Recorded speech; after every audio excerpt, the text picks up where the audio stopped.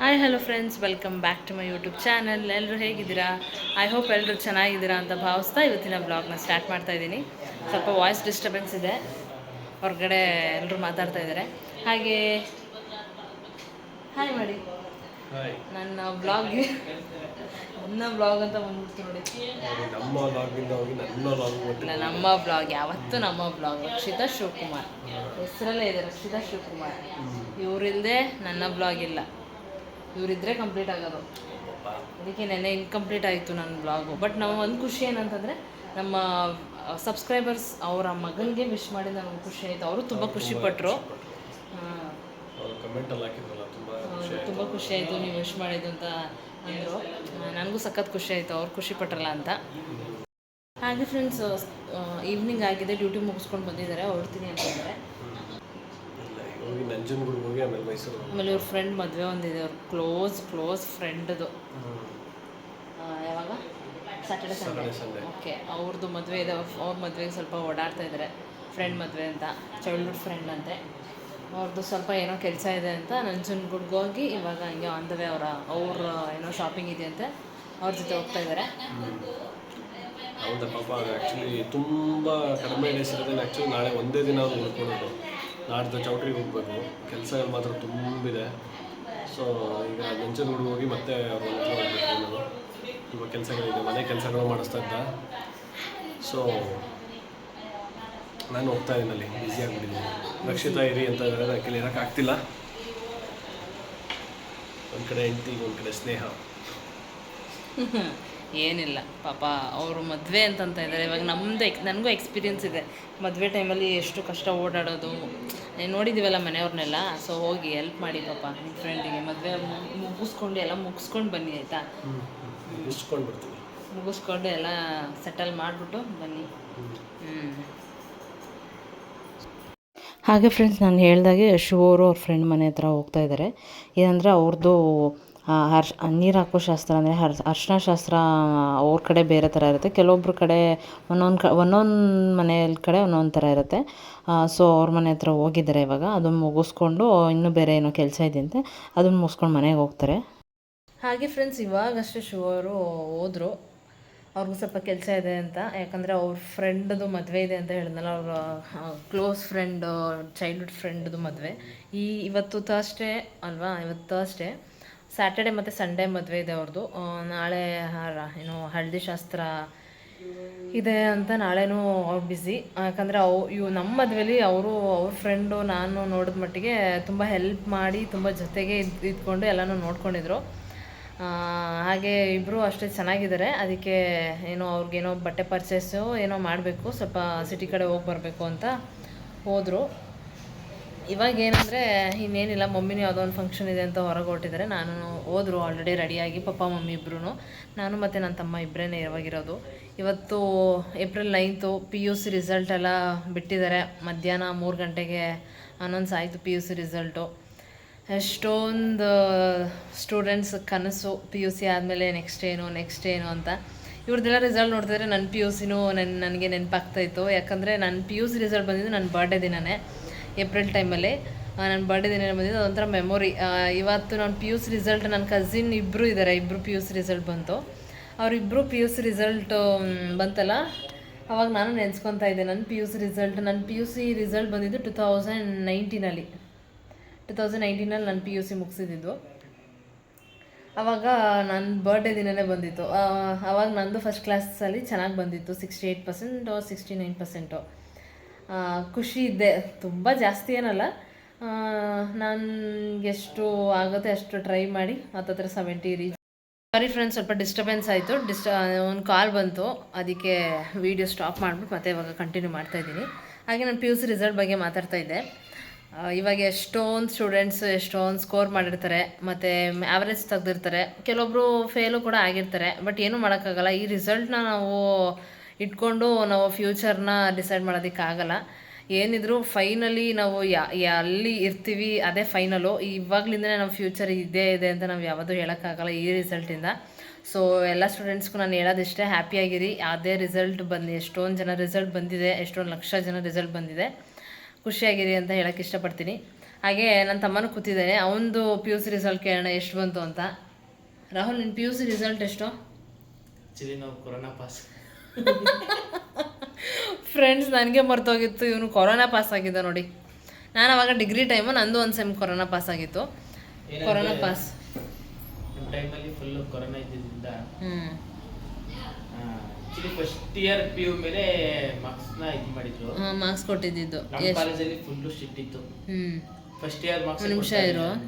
First ಇಯರ್ದು result ಮೇಲೆ second P ಯುದು result ಮೇಲೆ ನಮಗೆ ಮಾರ್ಕ್ಸ್ ಇದು ಮಾಡಿದ್ರು ಅವಾಗ.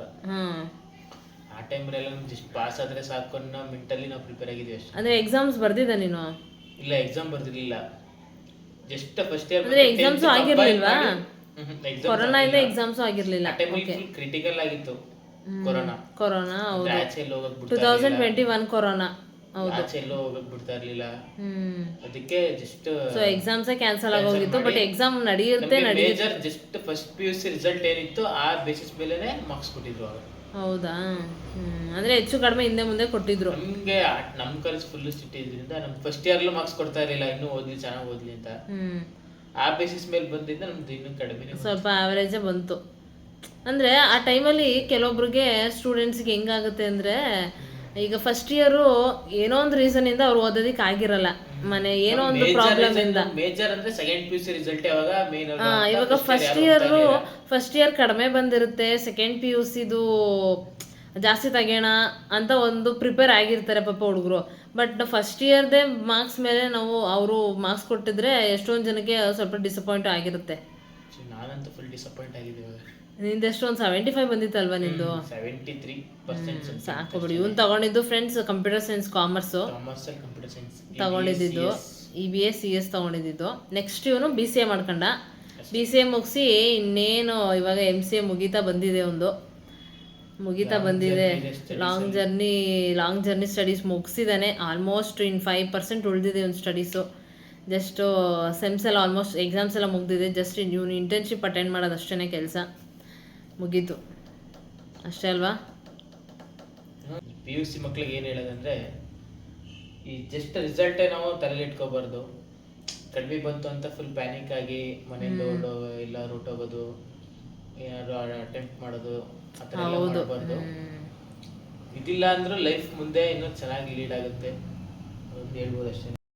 ಹಾಗೆ ಫ್ರೆಂಡ್ಸ್, ನಾನು ಹೇಳಿದ್ದು ಹೊಸ ಇಯರಿಂಗ್ಸ್ ಬಂದು ನೋಡ್ತಾ ಇದ್ದೀರಲ್ಲ, ಇದೇ ಇಯರಿಂಗ್ಸು.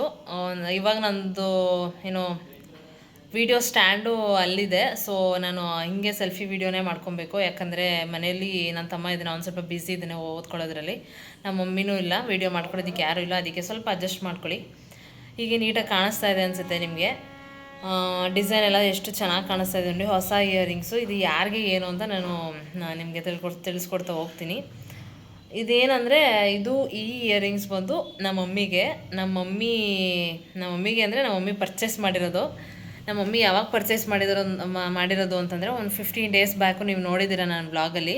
ಅವ್ರದ್ದು ಆ್ಯನಿವರ್ಸರಿ ಆಯಿತು, 25th ಸಿಲ್ವರ್ ಜುಬ್ಲಿ ಆ್ಯನಿವರ್ಸರಿ ಆಯಿತು. ಆವಾಗ ಅವರು ಇದನ್ನು ಪರ್ಚೇಸ್ ಮಾಡಿರೋದು. ಒಂದು 15 ಡೇಸ್ ಬ್ಯಾಕ್ ಅಂತಲೇ ಅವರು ಪರ್ಚೇಸ್ ಮಾಡಿದರು. ಸೊ ನೋಡ್ತಾ ಇದ್ದೀರಲ್ಲ ಎಷ್ಟು ಚೆನ್ನಾಗಿದೆ ಡಿಸೈನ್ ಅಂತ. ಇದು ಎಷ್ಟು ಗ್ರಾಮ್ ಇದೆ ಅಂತ ಹೇಳಿದರೆ ಗೈಸ್, ಹತ್ತತ್ರ ಒಂದು 6 ಗ್ರಾಮ್ ಇದೆ. ಚೆನ್ನಾಗಿದೆ ಇಯರಿಂಗ್ಸು. ಡಿಸೈನು ಚೆನ್ನಾಗಿ, ಅಂದರೆ ನಮ್ಮ ಮಮ್ಮಿಗೆ ತುಂಬ ಚೆನ್ನಾಗಿ ಕಾಣಿಸುತ್ತೆ. ಆಮೇಲೆ ಸೈಜು ಎಷ್ಟು ದೊಡ್ಡದಿದೆ ಅನ್ನೋದ್ರ ಫಂಕ್ಷನಿಗೆ ಹೋಗ್ಬೇಕಾದ್ರೆ ಎಲ್ಲ, ಅಂದರೆ ಫಂಕ್ಷನಿಗೆಲ್ಲ ತುಂಬ ಚೆನ್ನಾಗಿ ಕಾಣಿಸುತ್ತೆ. ಮದುವೆಗೆ ತುಂಬ ಗ್ರ್ಯಾಂಡಾಗಿರೋ ಸ್ಯಾರಿ ಹಾಕ್ಕೊಂಡಾಗ ಈ ಥರ ಡಿಸೈನ್ ತುಂಬ ಚೆನ್ನಾಗಿ ಕಾಣಿಸುತ್ತೆ. ನಿಮಗೆ ಬ್ಯಾಕ್ ಕ್ಯಾಮ್ರಾದಲ್ಲೇ ತೋರಿಸ್ಬಿಡ್ತೀನಿ ನೀಟಾಗಿ. ಡೆಫಿನೆಟ್ಲಿ ನೀವು ಕೇಳ್ತೀರಾ ಬ್ಯಾಕ್ ಕ್ಯಾಮ್ರಾದಲ್ಲಿ ತೋರಿಸಿ ಅಂತ. ಹಾಗೆ ಫ್ರೆಂಡ್ಸ್ ನೋಡಿ, ಎಷ್ಟು ಹತ್ರದಲ್ಲಿ ನೀಟಾಗಿ ಡಿಸೈನ್ ತೋರಿಸ್ತಾ ಇದ್ದೀನಿ. ನಿಮಗೆ ಯಾರಿಗಾದರೂ ಈ ಡಿಸೈನ್ ಏನಾದರೂ ಬೇಕು ಅಂತ ಹೇಳಿದ್ರೆ ನೀವು ನೋಡಿಕೊಂಡು ನೀವು ಮಾಡಿಸ್ಕೊಬೋದು. ಇದು ಎಷ್ಟು ಅಗಲ ಇದೆ ಅಂದರೆ ಹತ್ತತ್ರ ಒಂದು 8 to 10 ಗ್ರಾಮ್ಸ್ ಇದೆ ಅನ್ನೋ ಥರ ಕಾಣಿಸುತ್ತೆ. ಇದಿರೋದು ಜಸ್ಟು 6 ಗ್ರಾಮ್ಸ್ ಅಷ್ಟೇ ಇರೋದು. ಚೆನ್ನಾಗಿದೆ ಅಲ್ವಾ? ಅವರು ಏನಂದರೆ ಇದೇ ಥರ ಒಂದು ಇಯರಿಂಗ್ಸ್ ಇತ್ತು, ಅಂದರೆ ಬೇರೆ ತೊಗೊಳ್ಳೋಣ ಅಂತ ಅಂದ್ಕೊಂಡಿದ್ರು, ಬೇರೆ ಥರ ಡಿಸೈನ್ ಯಾವುದಾದ್ರು. ಅಲ್ಲಿ ಶಾಪಿಗೆ ಹೋದ ತಕ್ಷಣ ನಮಗೆ ಯಾವುದು ಕಣ್ಣಿಗೆ ಕಾಣಿಸುತ್ತೆ, ಎಲ್ಲ ಹೆಣ್ಮಕ್ಳು ಅಷ್ಟೇ, ಗೋಲ್ಡು ಒಂದಕ್ಕಿಂತ ಒಂದು ಚೆನ್ನಾಗಿದ್ರೆ ಇದೆಲ್ಲ ಅದು ಬೇಕು, ಅದೆಲ್ಲ ಇದು ಬೇಕು ಅಂತ ಅನಿಸುತ್ತೆ ಡೆಫಿನೆಟ್ಲಿ. ಅದಕ್ಕೆ ನಮ್ಮ ಮಮ್ಮಿ ಬೇರೆ ಪ್ಲ್ಯಾನಲ್ಲಿದ್ದರು. ಹೋದಾಗ ಏನಾಯಿತು, ಈ ಡಿಸೈನ್ ತುಂಬ ಇಷ್ಟ ಆಯಿತು. ಏನೋ ರೆಡಿ ಇತ್ತು ಈ ಡಿಸೈನ್ ಆಲ್ರೆಡಿ. ಅದಕ್ಕೆ ಏನು ಮಾಡಿದ್ರು, ಇದನ್ನೇ ಪರ್ಚೇಸ್ ಮಾಡಿದ್ರು. ಚೆನ್ನಾಗಿದೆ. ಯಾರಿಗಾದ್ರೂ ನಿಮ್ಗೆ ಇಷ್ಟ ಆದರೆ ಸ್ಕ್ರೀನ್ಶಾಟ್ ತೊಗೊಳ್ಳಿ. ಎಲ್ಲ ಫ್ರೆಂಡ್ಸ್, ಬ್ಯಾಕ್ ಕ್ಯಾಮ್ರಾದಲ್ಲಿ ಎಷ್ಟು ನೀಟಾಗಿ ಕಾಣಿಸ್ತಾ ಇದೆ ಅಂತ. ಇವಾಗ ಹೆಂಗೋ ಇನ್ನೊಂದು ವೀಕ್ ಅಕ್ಷಯ ತೃತೀಯ ಬರ್ತಾ ಇದೆ. ಆವಾಗ ಏನಾದರೂ ನಿಮಗೆ ಬೇಕು ಅಂದರೆ ನೀವು ಮಾಡಿಸ್ಕೊಬೋದು. ಇಷ್ಟೊಂದು ದೊಡ್ಡದು ನನಗೆ ಅಷ್ಟೊಂದು ಮ್ಯಾಚ್ ಆಗೋಲ್ಲ. ನನಗೆ ಸ್ವಲ್ಪ ಪುಟ್ಟದಾಗೆ ಇಯರಿಂಗ್ಸ್ ಎಲ್ಲ ಇಷ್ಟ. ತುಂಬ ದೊಡ್ಡದು ಹಾಕಿ ಅಭ್ಯಾಸ ಇಲ್ಲ. ನಾನು ಚಿಕ್ಕವಳಿದ್ದಾಗಿಂದನೂ ಅಷ್ಟೇ ತುಂಬ ಪುಟ್ಟದಾಗೆ ಹಾಕಿ ಅಭ್ಯಾಸ. ಅದಕ್ಕೆ ಈ ಥರ ನಮ್ಮ ಮಮ್ಮಿಗೆ ಚೆನ್ನಾಗಿ ಕಾಣಿಸುತ್ತೆ ಅಂತ ತೊಗೊಂಡಿದ್ದಾರೆ. ಹೇಗಿದೆ ಅಂತ ಕಮೆಂಟ್ ಮಾಡಿ. ಇಯರಿಂಗ್ಸು ಹೇಗಿದೆ ಅಂತ ಕಮೆಂಟ್ ಮಾಡಿ. ಡಿಸೈನ್ ಎಲ್ಲ ಹೇಗಿದೆ ಅಂತ. ಆಮೇಲೆ ನಾನು ಏನು ಕೆಳಗಡೆ ಇದು ಹರಳಿದೆಯಲ್ಲ ನೋಡಿ, ರೆಡ್ ಹರಳು, ಅಂದರೆ ಅದೊಂಥರ ವೇಸ್ಟೇಜ್ ಯಾವತ್ತೂ. ನಮ್ಮ ಮಮ್ಮಿ ನಾನಾಗಲಿ ತುಂಬ ಜಾಸ್ತಿ ಥರ ಹರಳು ತೊಗೊಳಕ್ಕೆ ಹೋಗಿಲ್ಲ ಯಾವತ್ತೂ. ಯಾರೇ ಆದರೂ ಅಷ್ಟೇ ಹರಳು ವೇಸ್ಟ್ ಆಗುತ್ತೆ. ಇನ್ ಕೇಸ್ ನಾವು ಇದನ್ನು ರಿಟರ್ನ್ ಯಾವಾಗಾದರೂ ಮಾಡಬೇಕಾದ್ರೆ, ಇನ್ ಕೇಸ್ ಏನು ಚಿನ್ನ ಇರೋದೇನಕ್ಕೆ ಕಷ್ಟಕ್ಕಾಗಲಿ ಅಂತ, ಆ ಟೈಮಲ್ಲಿ ಏನಾದರೂ ನಾವೇನಾದ್ರು ಪ್ಲೆಡ್ಜ್ ಮಾಡಬೇಕಾದ್ರೆ, ತುಂಬ ಎಮರ್ಜೆನ್ಸಿ ಇದ್ದಾಗ ನಮಗೆ ಗೋಲ್ಡ್ ಎಷ್ಟು ಯೂಸ್ ಆಗುತ್ತೆ ಅಂತ ಎಲ್ಲರಿಗೂ ಗೊತ್ತು. ಆ ಟೈಮಲ್ಲಿ ಏನಂದರೆ ಇದು ಸ್ವಲ್ಪ ವೇಸ್ಟೇಜು ಎಲ್ಲ ಹೋಗುತ್ತೆ ಅಂತ ಕೆಲವೊಬ್ರು ಯೋಚನೆ ಮಾಡ್ತಾರೆ.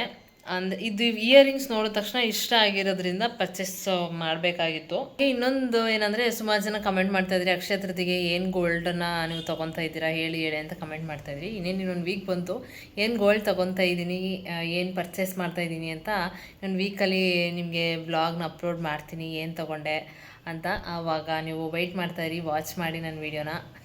ಇವಾಗ ಹೇಗೆ ನನ್ನ ಸಪೋರ್ಟ್ ಮಾಡ್ತಾಯಿದ್ದೀರಾ ಹಾಗೆ ಸಪೋರ್ಟ್ ಮಾಡಿ. Thank you so much. ಇಷ್ಟೊಂದು ಪ್ರೀತಿ ಕೊಟ್ಟಿರೋದಕ್ಕೆ. ಎಲ್ಲೇ ಯಾವುದೇ ದೇವಸ್ಥಾನಕ್ಕೆ ಹೋಗಲಿ, ಹೊರಗಡೆ ಹೋಗಲಿ, ಬಂದು ಮಾತಾಡಿಸ್ತೀರಾ ನೀವು ಯೂಟ್ಯೂಬರ್ ಅಕ್ಷತಾ ಶಿವಕುಮಾರ್ ಅಲ್ವಾ ಅಂತ. ಅಷ್ಟೇ ಸಾಕು. ನನ್ನ ವೀಡಿಯೋಸ್ನ ಇವಾಗ ಎಷ್ಟು ಸಪೋರ್ಟ್ ಮಾಡ್ಕೊಂಡು ನೋಡ್ತಾ ಇದ್ದೀರಾ, ಮುಂದಕ್ಕೂ ಹಾಗೆ ಸಪೋರ್ಟ್ ಮಾಡಿ ಅಂತ ನಾನು ಕೇಳ್ಕೊತೀನಿ ನಿಮ್ಮಲ್ಲಿ.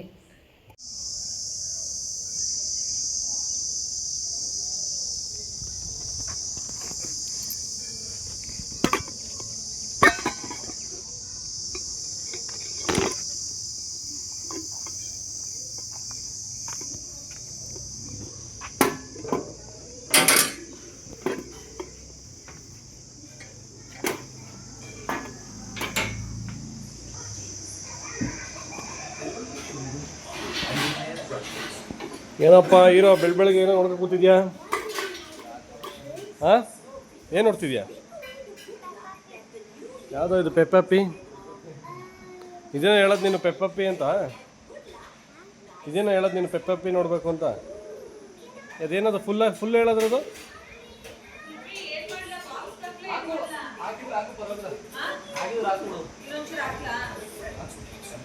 ಟಿಫನ್ ಬಂದು ನಮ್ಮ ಅಕ್ಕನ ಮನೇಲಿ ಬಿಸಿ ಬಿಸಿ ಬಾತು ರೆಡಿಯಾಗಿದೆ. ಹೇಗಿದೆಯಪ್ಪ ಪೃಥ್ವಿ? ಹಾಂ, ನಮ್ಮನೆ ಆ್ಯಕ್ಚುಲಿ ಬಾತ್ನು ಬಿರಿಯಾನಿ ಥರನೇ ಇರುತ್ತೆ ನಮ್ಮನೆ. ನಾವೊಂಥರ ಬಾತು ಬಿರಿಯಾನಿ ಮಸಾಲೆ ಐಟಮ್ ತಿಂದು ಅದನ್ನೇ ಎಂಜಾಯ್ ಮಾಡೋಕ್ಕೆ ಸ್ಟಾರ್ಟ್ ಮಾಡ್ಕೊಂಡ್ಬಿಟ್ಟಿದ್ದೀವಿ. ಹಂಚ್ಕೊಳ್ಳೋಕೆ ಒಂದು ಸೌತೆಕಾಯಿ. ಬೇಸಿಗೆಯಲ್ಲಂತೂ ಈ ಸೌತೆಕಾಯಿ ಇಲ್ಲ ಅಂದರೆ ನಡೆಯೋದಿಲ್ಲ ನಮಗೆ.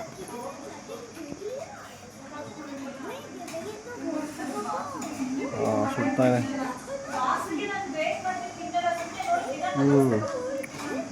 ಟೇಸ್ಟ್ ಮಾತ್ರ ಸೂಪರ್.